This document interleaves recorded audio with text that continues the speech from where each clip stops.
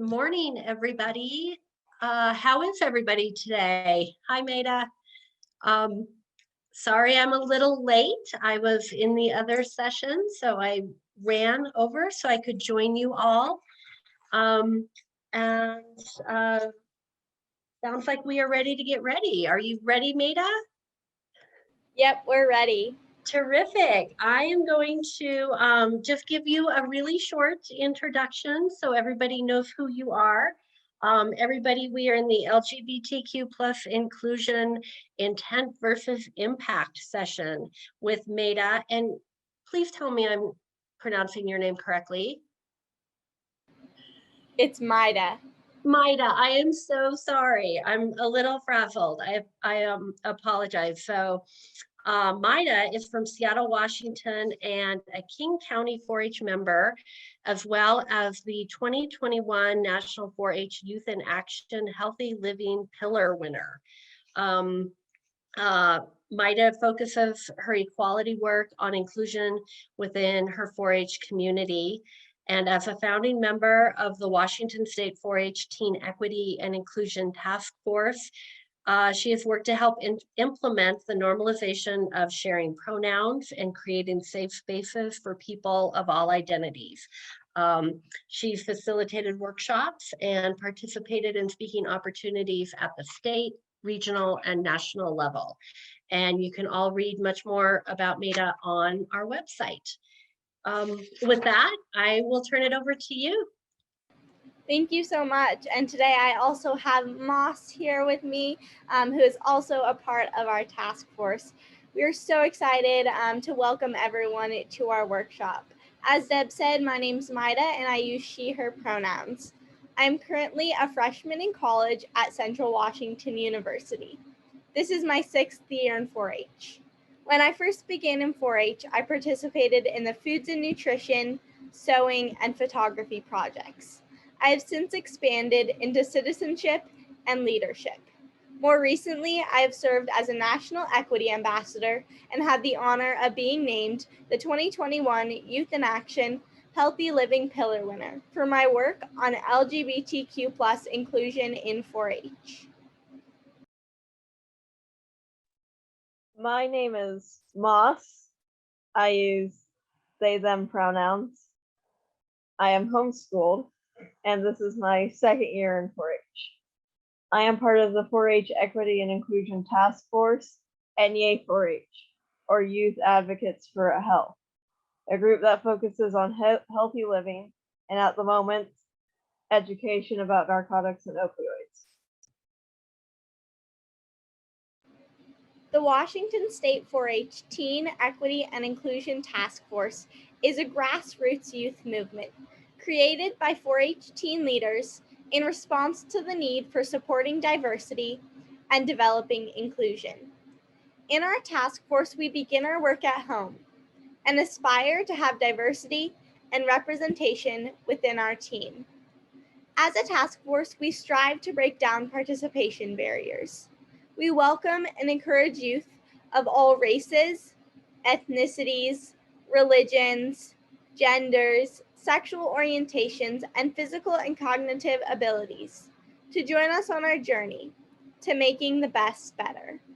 We are a group made up of diverse teens ranging from ages 14 through 20, alongside an adult facilitator and faculty advisor who are passionate about supporting us and helping to establish an inclusive 4-H environment. Our task force works with our adult facilitator to create and present workshops similar to the one we will model today on topics related to equity and inclusion. Today, we're going to be talking to you about intent versus impact. 3 years ago, as a group of youth advocating for LGBTQ plus rights within our state's 4-H program, our few but mighty members created a workshop proposal for a state leaders event. However, our request was initially denied. We were told that the topic was about policy and not appropriate, that it should be an adult professional speaking on this difficult topic, not youth. It was painful to be rejected, but instead of giving up and getting discouraged, we persevered through emails and conversations with the organizers of the event until our workshop was accepted. We contacted a professor and worked collaboratively to create a presentation. This resulted in meeting an awesome resource and still having the opportunity to present. In that moment, we just needed to get in the door and bring LGBTQ plus youth into the light. Our advocacy began with insisting that LGBTQ plus youth and adults be recognized and seen in 4-H. Our flexibility allowed us to present the workshop that would inspire us to continue to make change in our communities, as well as provide us with the ability to focus on youth voices throughout the next couple of years. Our first workshop began a conversation that evolved into a movement in our state. It didn't happen in one day, and we had to confront many situations with those who might not support our work. But we pressed on. From our first successful workshop, our small group caught the attention of other youth and leaders throughout Washington. Our group grew and shared our workshops at various events such as teen rallies and summits. These opportunities, even the ones with only a few attendees, let us develop our skills and connect with more youth and potential task force members. Even though our impact might have seemed small in numbers, it was huge for the attendees. We helped foster a space of acceptance for all youth. After seeing the impact on these youth and the importance of our workshops, we kept striving to do more. We wanted to be recognized as a state group so that youth in our state could identify that we are dedicated to creating a more equitable and inclusive 4-H program, and that we are here to support diverse youth. As the year went on, we began to plan our first in-person retreat. We were able to unite youth from different life experiences and create a community without judgment and preconceived ideas. We created more workshops on topics including recognizing the intent and impact of our language and the importance of using correct pronouns. As a National 4-H Equity Ambassador, I was given the opportunity to be in an NBC video, which happened to occur during our first retreat as an official state leadership group. It was a remarkable experience, being able to come together and create a safe space for our members to share the most vulnerable parts of themselves. We were able to have difficult conversations in a productive way and grow in our knowledge of different points of view. The most amazing part was that it was led by a group of teens who facilitated the conversation and continued to challenge each other to think deeply. Throughout the retreat, we had the support of adults who were aware of LGBTQ+ topics and anti-racist practices, which helped us to have productive conversations and growth. Now we're going to show you the video that was created. Please make sure your mics are muted.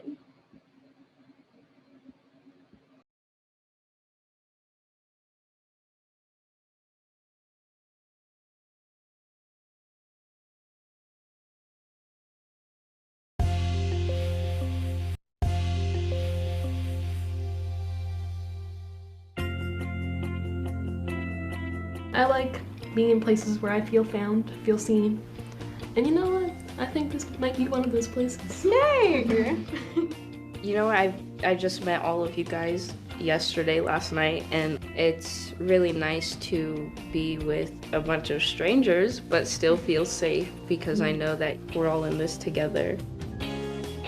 LGBTQ equality is very important, and I really want to make sure everyone feels supported in 4-H and feel like they have someone to go to that relates to them and can provide a support system. My name is Mayyadah Zagelow, and I'm from Seattle, Washington. I am affiliated with Washington State University Extension. The task force is the Washington State 4-H Teen Equity and Inclusion Task Force. We started working on equity and inclusion issues in spring of 2018.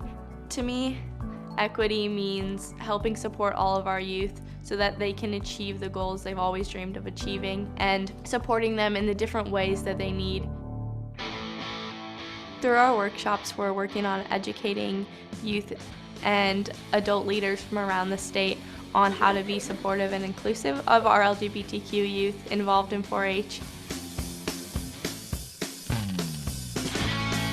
Equity is opportunity. We are on a retreat at Lincoln Rock State Park in Wenatchee, Washington. We are here to convene together as a task force and work on our goals for the future and presentations and connect together as a team. Equity means respect for the people around me and around others just for whatever they are and whatever they want to be, and that they can pursue whatever they want to and not be judged for anything else. I think our task force has helped to make 4-H even stronger and supportive and reach out to more kids and tell them that 4-H is for them and they're welcome and appreciated here.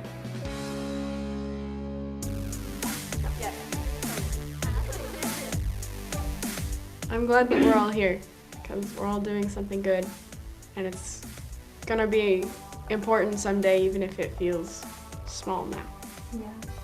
I think it's important for us to shed more light on the issues of LGBTQ+ inclusion so that people are aware that there is a disparity but that we are working towards equity, and it's important that people know that they are supported in 4-H.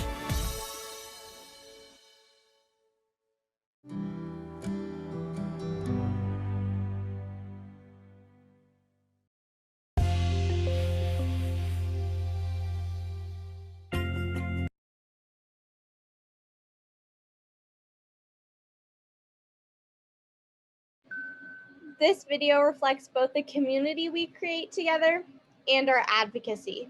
Throughout these last couple of years, we have run into instances of people not aware of how to support LGBTQ+ youth, which has prompted our education focus. And it has been an amazing journey being able to share what we have learned with the broader 4-H community.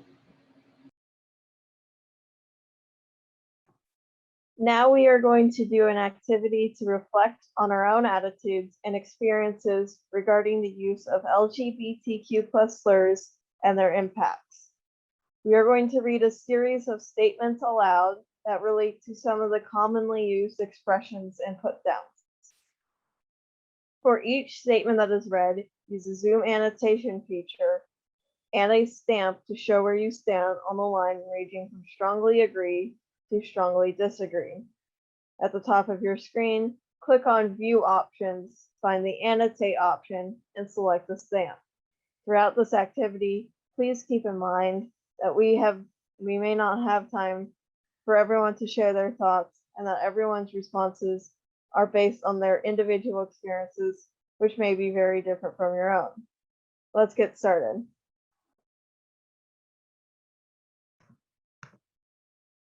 I often hear the phrase, "That's so gay," "You're so gay," "No homo," or the word gay in general used in a negative way among my peers.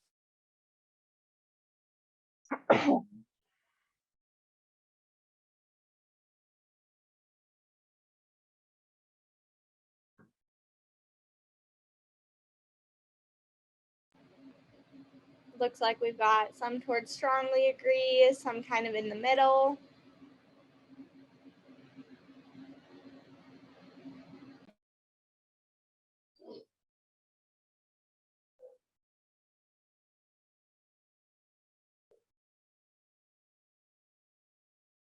Is everyone able to access the annotate tool?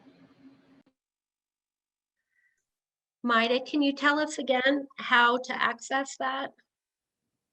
Yeah, so you're going to go at the top of your screen and you're going to go to View Options and you should have the Annotate feature.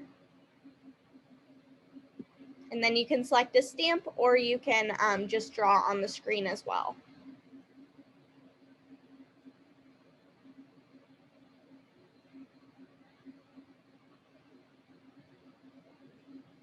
Where do we mark? Just anywhere along this line, make an indication of if you hear this phrase. just on the screen.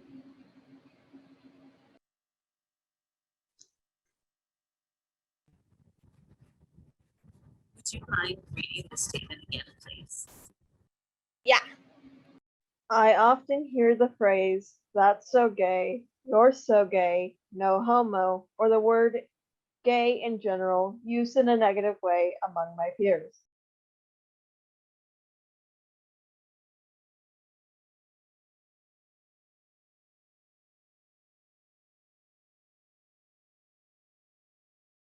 Yeah, it looks like we've got a lot towards strongly agree and some in the middle for this one.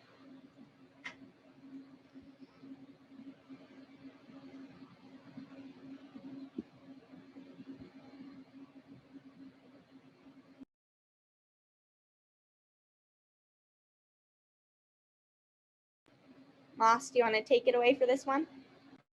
Yes. I often hear terms like faggot and dyke used among my peers.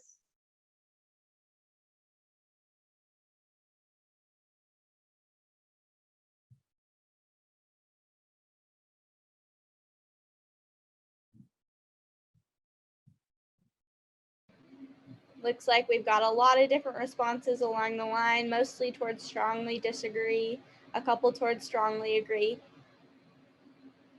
Yeah, and feel free, you can put your answers in the chat if you aren't able to get the annotation tool to work.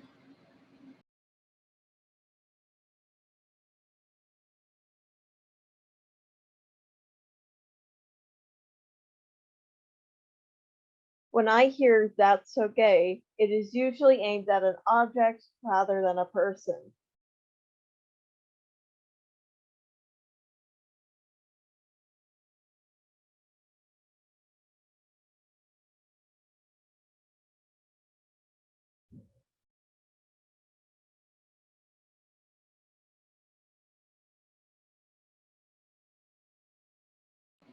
We've gotten a lot in the middle for this one, some towards strongly disagree. We've got one towards agree in the chat.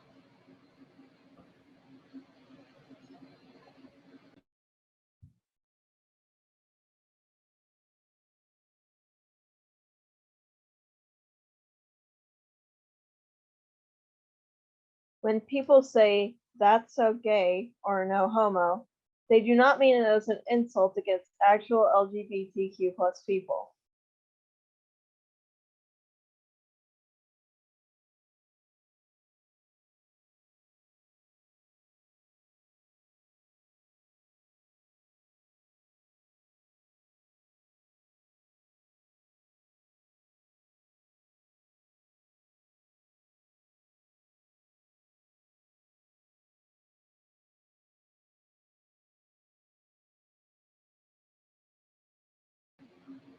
There's a comment in the chat. I agree, although this is where intent and impact applies. Exactly. And then we've got all the way from agree to strongly disagree on this one.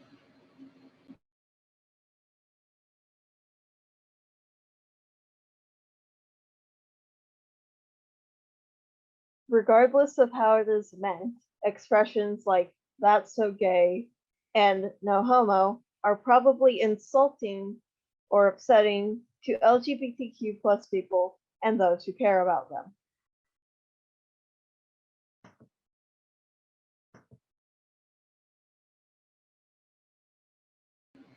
Lots of strongly agree for this one, which would make sense, especially in this setting.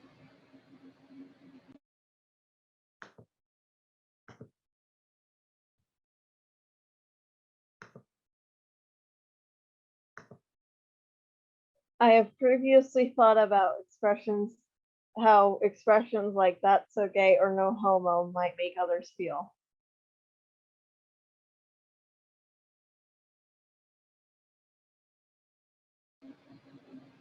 Lots of strongly agree and strongly agree in the chat. Some towards disagree. Yeah, thank you for being honest about that.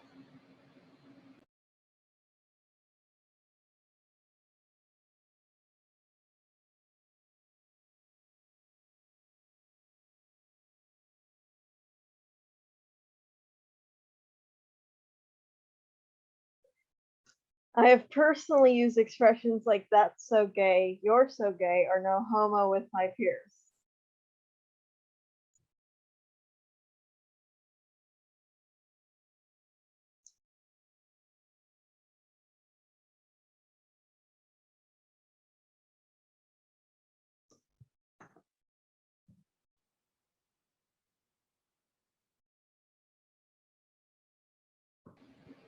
Some towards strongly disagree, some towards strongly agree. Does anyone want to share?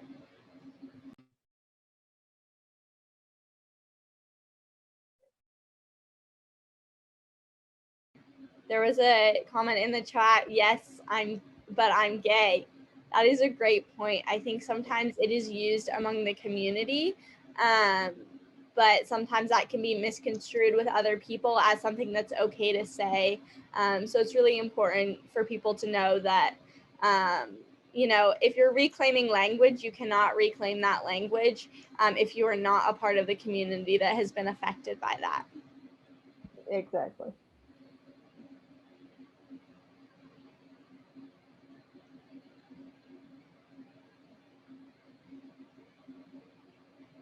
Another comment, me and all my friends are queer, and so it happens as a joke among us. Same here. What does no homo mean? It's something that is used commonly, at least I heard it a lot in high school, especially when, two people would be really good friends. It's like, oh, we're really good friends, but of course we're not gay. Kind of that acting like it's embarrassing to be gay and stuff like that. Do you have anything to add about that, Moss? I use a lot of time to like reference as like a joke of like, oh, but they're just good friends or whatever, like, because like, but it's also like you don't need to use it if you're not. Like, Yeah. it's cool, bro. You're good, I promise. Exactly. And there was a message in the chat about kind of using the N-word, how that's okay for some Black folks. Yeah. Just kind of talking about also the word queer has been reclaimed by a lot of people. So just thinking about if you're reclaiming that language, making sure that it's not your place to do that, especially if you're not in that community. Okay, let's move on.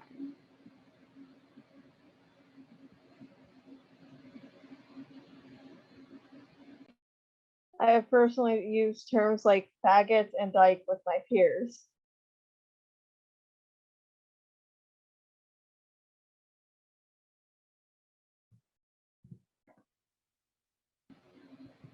Got a couple towards strongly agree, mostly towards strongly disagree. I think these words aren't used as much anymore, at least in the communities that I am a part of.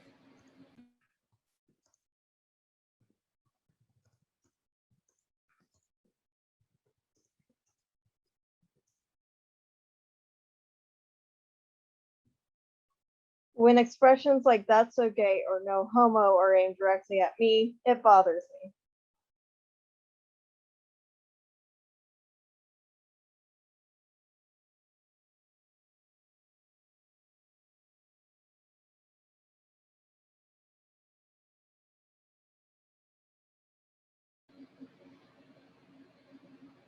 Some strongly agree, some towards strongly disagree. I think for me, it depends on who is saying it, especially.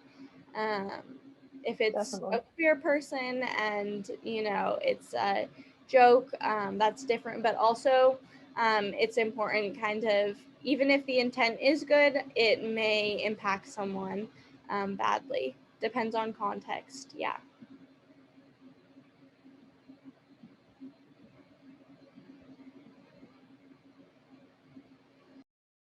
Expressions like "that's so gay" and "no homo" are never okay to use.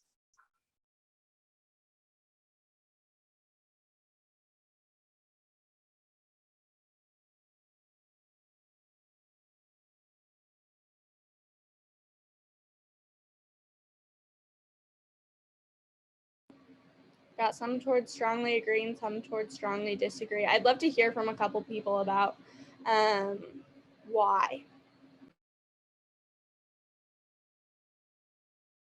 And feel free to unmute yourselves. We'd love this to just be kind of like an informal discussion.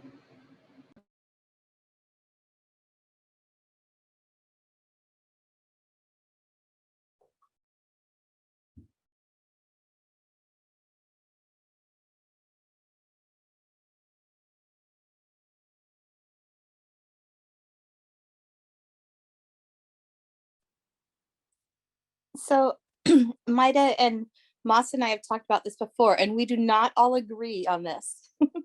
I feel that some phrases have like a history that makes them never okay to to use again. Like, I don't feel that the N-word should be reappropriated in any context. So I don't feel like these ever need to be used. Whereas Maida and Moss were sharing about how like using it amongst friends and stuff. So that's my feelings.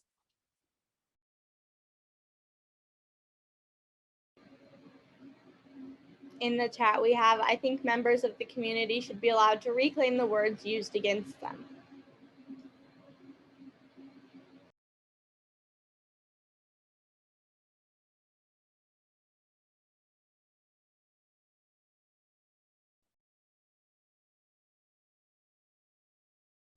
It would be impossible to get kids at my school to reduce or stop using terms like "that's so gay" and "no homo." And so this is something we adapted from workshops for youth, but also just thinking about, you know, in your workplace or communities that you're involved in.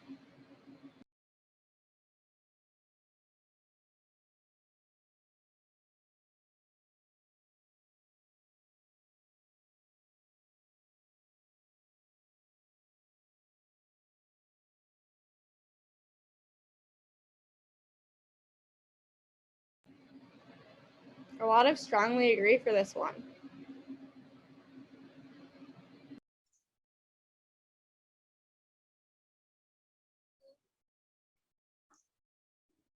I'd love to know why you think that would be impossible.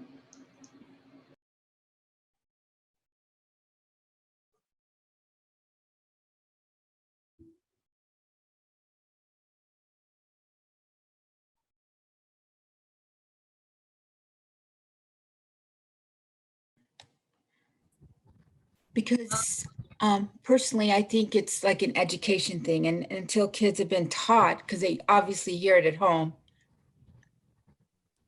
racism and biases begin at home. And so until they use it and are taught that it's not appropriate and it's not okay, they probably are going to try. So that's why I put my stuff in the middle. And I would have to agree with Liz that I think we have diluted language and really damaged it so much that people feel it's appropriate to use language in any way that they choose. And I think if it's negative, it does definitely lead to negative behavior. And for example, using the word kill, oh, I'm so mad at you, I can just kill you. And we've diluted that from what its meaning is. And now that our society has gotten so violent, because it's so incorporated in language, you can really get teens in trouble in schools because they've said that. Because we as adults have not set a really good example, and we're not educating that language is rich and can be helpful, but can also be very hurtful. And so I think the onus, a lot of it is on the adults, the educators, media, to say what they mean and mean what they say, and to not bastardize the language any longer. Yeah, that's a lot of great points there. Yeah, and I think, you know, the purpose of this workshop is to recognize that, you know, it is so integrated in our language, but these can be very hurtful for people. So we really need to watch what we're saying. point that's valid to make is in claiming who we are and knowing who we are and developing relationships with others. If we go from a point of respect, then it's really unnecessary for somebody to lay themselves out on the table in such an open manner, because it really shouldn't be necessary in certain circumstances, yes, but if you come from a place of respect at all times, then I think that we can maintain some of our own privacy in our personal lives, because some people are introverts and they're not extroverts, and it causes internal strife and pain. So we need to get back to a little bit more of that love and peace and understanding of oneself, of all of ourselves. Yeah, it's so important to start with that core respect piece.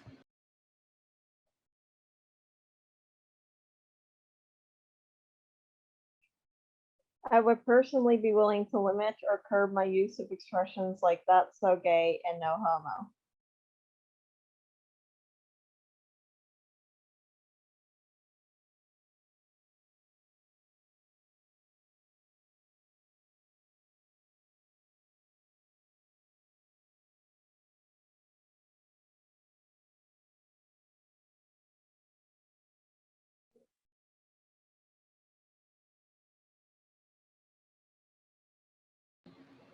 Okay.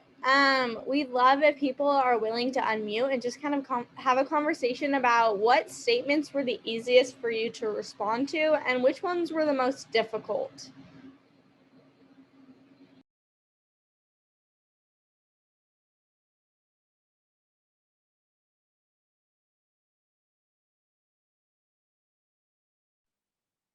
So I always have a difficult time with the ones that ask, have you used these terms?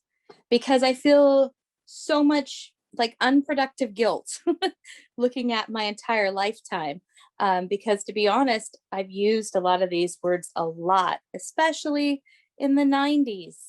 So I think it's hard for me to be honest about terms I've used, and at the time being fully aware that they were put downs towards gay and lesbians, which was my intent at the time. So it's always hard, and I always want to put disclaimers out like redemption, I don't anymore. But I think that that's taking the focus off of the issue and onto, like, personal redemption. So I think it's important to acknowledge what we've done, and but it's hard.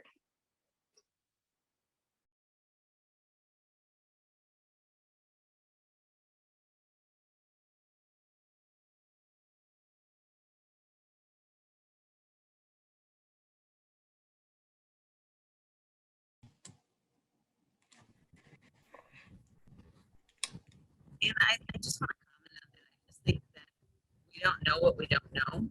And I think that's why in raising this phenomenal group of young leaders going forward,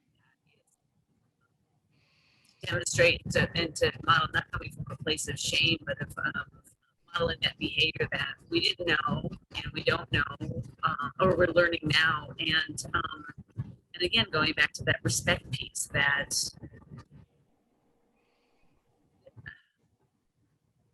there are so many of us who had such a diverse group of friends that we didn't know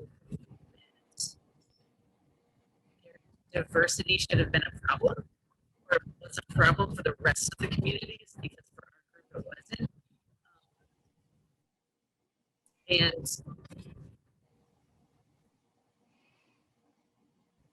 maybe that was just our little microcosm of where we were raised, or how we were. Then when we were thrown into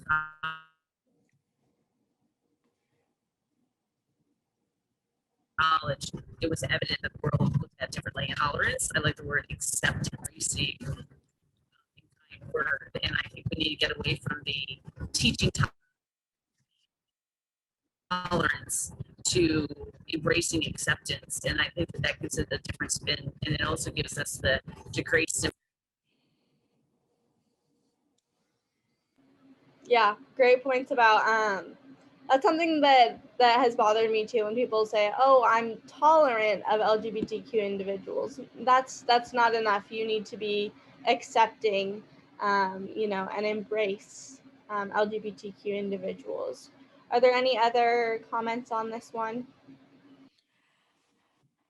I would kind of agree with what Lisa's saying there, because I grew up in Canada, and I think overall it tends to be a more progressive, accepting environment, at least where I grew up, in the city I grew up in. And I don't remember, I knew that there were same gendered folks and all that as a very young girl, but I don't remember the negativity towards it till I moved to Michigan like I do now. It could have been because I was a kid and I was protected from it versus being an adult now. But I think to a degree, it depends on where you're raised.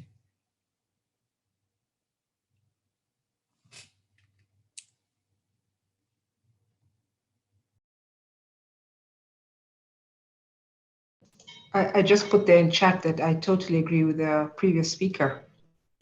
I lived in Canada for 10 years, and other than the colds, many times I find myself wishing we could go back, because very receptive, very understanding on the whole as compared to living in the States. And I know as a Black person, that makes a lot of sense given George Floyd.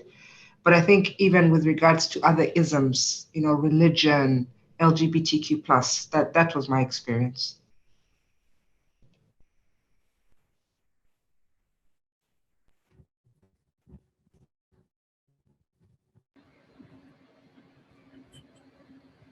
Okay. I have to honestly say, and I agree with Liz, and we've done work together before, but I think the adult population, the older generation, like maybe not the young side of the baby boomers and a lot of that, we've really hurt childhood as a whole by allowing media access to what children see and things that are allowed in movies and on radio and whatnot. I think just because of the lack of media, sometimes we were really protected as a street. There were limited TV channels, limited things on the radio that we could listen to, or music that one actually had to purchase. So we were a little bit more protected, and therefore we grew up in more tight-knit communities, and it wasn't until our early adulthood that we went out into other communities to see that. And I think children have been just bombarded with the negative thoughts and actions of so many adults out there that it's difficult for them to maintain their innocence so that they can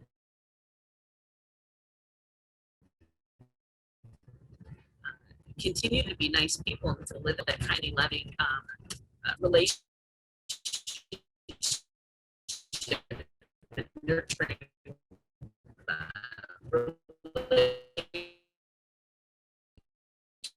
relationships and friendships together, and relations. Okay. I think we're going to thank you all for sharing. I think we're going to move on to our next video. So we're going to show you a video that expands on how to respond to slurs. This will help us think more about the reasoning and intent behind language. As you listen to the students, think about your own opinions on these topics. What do you relate to?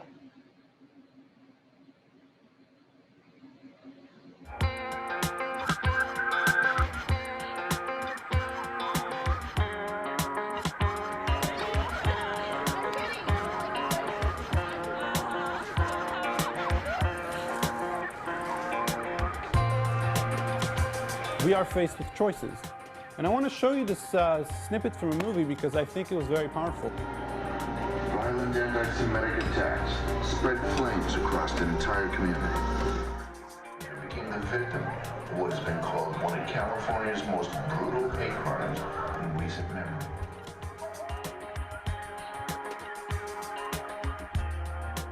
I'm Jewish, right? And do you guys ever hear the term "that's so Jewish"? I think we talked about that or something. Yeah. Basically meaning like that you're being cheap. So I was with a bunch of friends. We're going to go play basketball, and one of the guys said, you know, that's so Jewish to another friend of his, because we had to pay to get into the basketball court. And it took me, I was actually totally shocked. I had to make a decision. Am I going to say something or am I not going to say something? If you hear the word, that is so gay, when you walk around campus, is it necessary that you say something about it? Or not? I went to Montana to ski, and my cousins from Minnesota came there, and the oldest one is 13, and he was constantly saying, "Oh, that's so gay." And I actually, the first time I heard it, I was like, "What is he saying?" And I thought he was just going to get over it, but he kept saying it, and then I had to tell him. I said, "No, you can't say this because that's offensive to people who are gay, and I have gay friends." My freshman year, one of my English classes, I was talking about something and I said, "That's so gay," like as a group discussion. And immediately, like mid-sentence, someone interrupted me and said, "Gay doesn't mean stupid." And that was like, you know, super embarrassing because I was making my point or whatever. And I haven't said it since. So obviously it does do something. Yep. I gotta tell you, when I was in high school and even college, if I heard "that's so gay," I personally didn't do anything about it. And I'm not proud of it. I don't really think we should stop people from, we shouldn't correct people from saying. I think it will just naturally die down, you know? But, because they have no intention of really mocking or making fun of gay people or anything. Can I push you on that a little bit? Like, have a Yeah, okay. The person who said "that's so Jewish" didn't have any intent either. Like, they didn't actually. Yeah, but that still has a derogatory slur. Of course. That's so gay, that's just a phrase that everyone says. It doesn't. But how does that not The intention of comparing the Jew to cheap is not the same as the gay to stupid. It's not? No. Sometimes you don't use gay to stupid. You say, "That's so gay," you know? "That's so weird." It has different types of meanings. So for the "that's so Jewish," if you mean "that's so frugal," why don't you say it? Or if it's "that's so gay," if it's just a saying, then what's the difference between saying "that's so stupid"? Like, why do you have to put in the gay? And since it's such a nothing problem, why can't you just fix it and get it out of the way? Because some people are offended by it. If you equate "that's so Jewish" with something bad, and equate "that is so gay" with something bad, you're doing the same thing. And if you do it for so much, then you forget. You forget what it's for. And you forget that that you are basically, essentially, by doing that, dehumanizing. I definitely think it's necessary because you're starting with the little things, and just like with the Nazis, it was a gradual, takeover. So people did little things, and each time they did a little thing, they were more willing to do something else. So if you just start with "this is gay" and people keep saying it, and it just becomes like this thing that everyone says, there's always like a subconscious kind of, discrimination against gays, like openly. So. Definitely. When the kids have to confront something that they feel uncomfortable with, when we have this engaged, real, and sometimes very difficult discussion, when it becomes not just intellectual but emotional also, I think that's when you can have really some of the most fruitful conversations about making this democracy and the society work.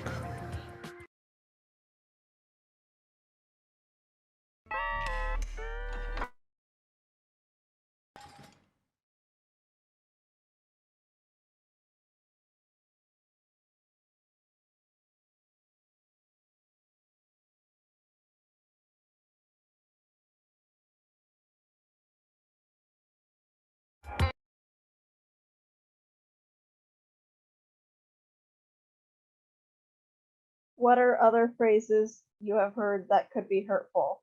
Use the annotation feature and write them out, or in the chat, and one of us will put them in.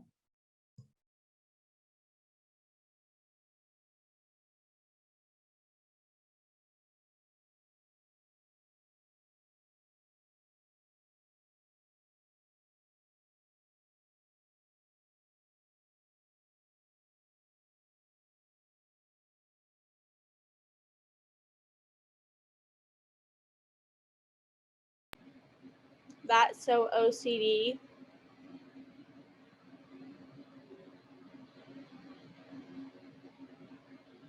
And when you go to your annotate feature, you should have the option to type text, or you can also just put it in the chat box if that's easier.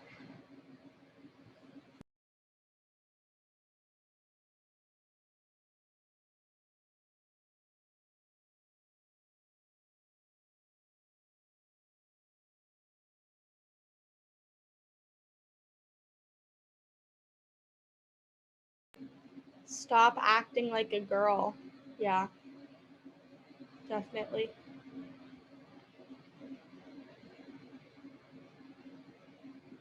That's retarded. I think that's a big one that I've heard a lot.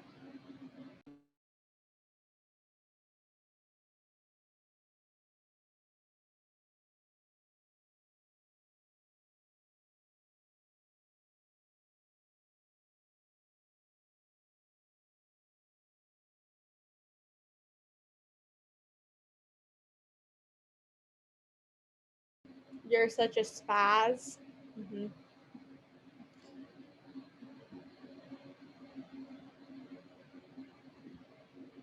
Okay.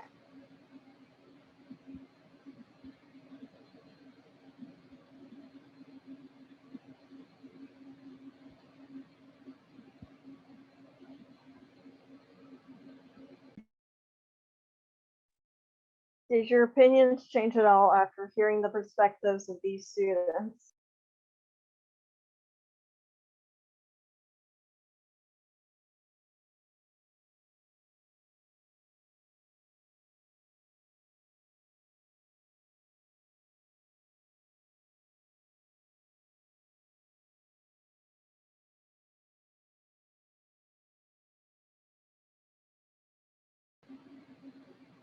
You can type it in the chat too. Totally fine.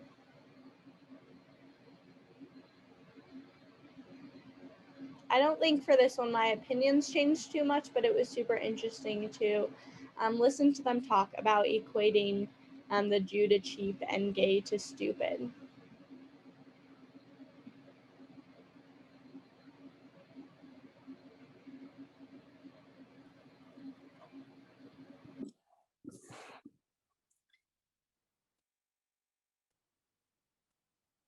I think what always changes for me is seeing the one kid who's saying it's different, to use the term that's so gay than other put downs. And it reminds me that there's so much dialogue that needs to be had and so much stuff to tease out, because he's so focused on his intent, he's really not clearly seeing the impact. And so it actually, I think it actually helps me to see someone working through that. I also, of course, love the youth that are very clear and say, why not just say that's stupid? But it's almost the kid working through it that I think makes the biggest impact on me and kind of changes how I would work with youth.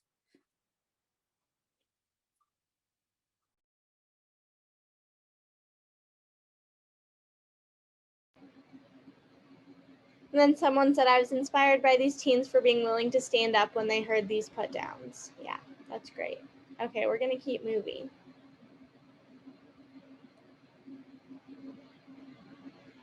Did you relate to any, sorry.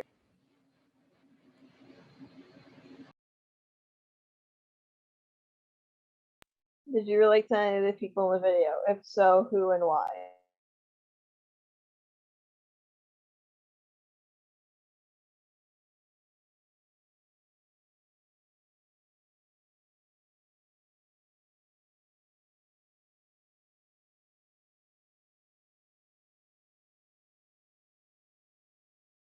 Does anybody want to share if they related to someone in this video?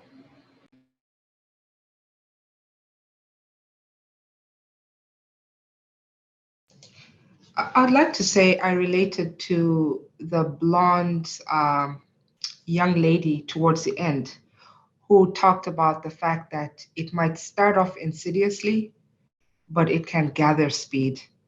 And so for somebody that young to have that wisdom, that intelligence, it's very comforting to see, because then hopefully our future is secure with such young people. And I'm talking about the fact I'm identifying her as blonde for a specific reason, given stereotypical things said about blonde people, especially blonde females.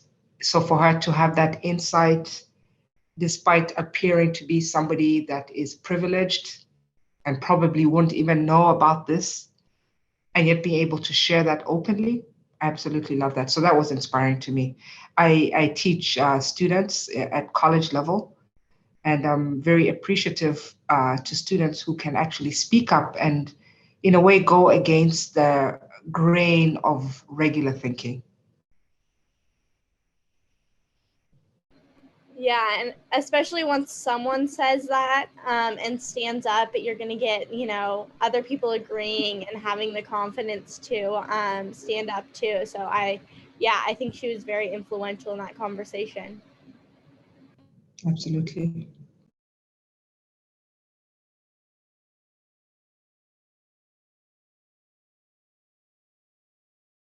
So now we're going to watch some public service announcements created by Glisten's ad campaign, Think Before You Speak.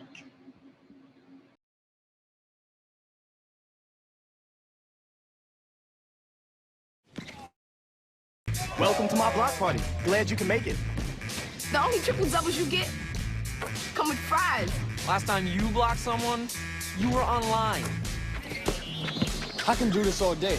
Your moves are just gay. Using gay to mean dumb or stupid, not cool. Not cool. Not in my house, not anywhere. It's not creative, it's offensive to gay people. And you're better than that.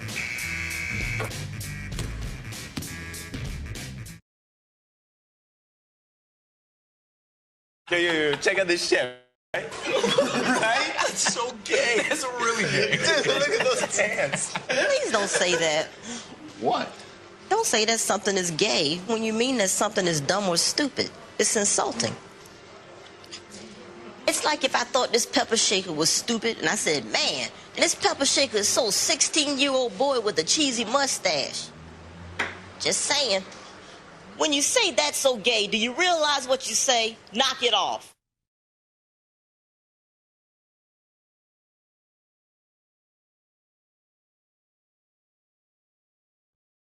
I like this top. So gay. Really? Yeah, it's totally gay. You know, you really shouldn't say that. Say what? Well, say that something's gay when you mean it's bad. It's insulting. What if every time something was bad, everybody said, oh, that's so girl wearing a skirt as a top? Oh, you are. Those are cute jeans, though. When you say that's so gay, do you realize what you say? Knock it off.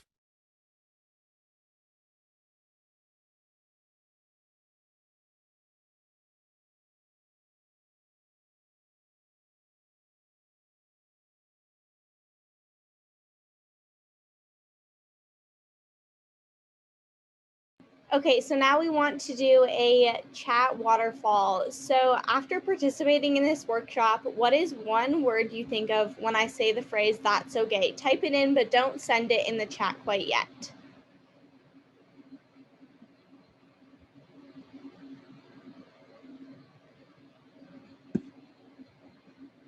Okay, and we're gonna send your word in 3, 2, 1. Offensive, stop, don't, hurtful. Yep, these are all super important. Rude. So that concludes our last activity. Are there any brief questions?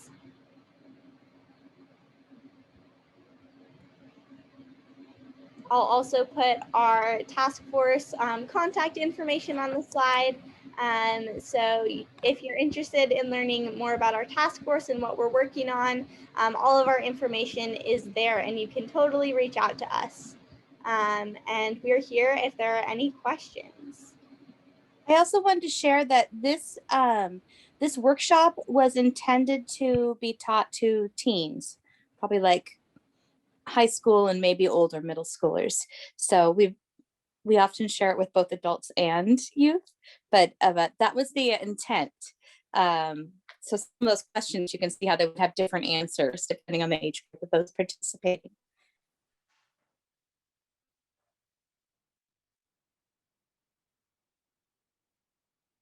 Also, Maida, could you make sure and put the survey before people, do you have that? Before people leave? Okay, never mind.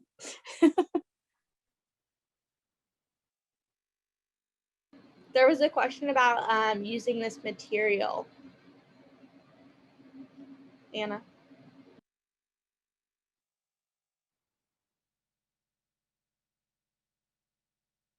Sorry, I was looking at the comment. Yeah, so this was written originally, we taught it at a leaders forum, which was for teens and adults, but all adults came. But when writing it, the intended audience was that we would go out and do it for clubs. And instead, we got a different sort of interest and have been doing it at a lot of national events and for other state conferences for other states. So, but the original intent was that it would be a topic to go to clubs, go to leadership groups, and talk with teens about the language that's being used. If you have clubs, you know, one of our favorite things is going to clubs and doing our workshops. We also have another workshop on pronouns that will be presented later today, as well as an anti-racism workshop. So we would absolutely love it if you have a group of teens that would be interested in having us come to present. And as you can imagine, this was originally done in person, like a human continuum looks a lot different in person. So the kids have done a really awesome job transitioning to a tech-based workshop this year. What Liz and we're from Michigan, and Ida and I had talked earlier at a different workshop this weekend, but Michigan 4-H is starting the 4-H LGBTQIA plus alliance group and trying to get it at the state level. But the part was GSA, and we've been struggling. We've been pushing through that brick wall, and so now that we have applicants and we will have a teen group that will soon start meeting, we would love maybe your leadership, your team state group to maybe meet with our alliance and not have other kids involved, but to just maybe do a tell them what you did and how you did that, so that they can feel solidarity and feel there's someone else out there to them, so that they can really have some impact. You're cutting out a little bit, Lisa, but yes, we would love to meet with your kids. Yeah, and one of the things that we've done with other states in their 4-H equity and inclusion programs is kind of connect with them, maybe go and present, and we're also always open to just kind of brainstorm and talk about how our process with teens and how we've kind of gotten here. So yeah, feel free to shoot us an email. Always excited to work together.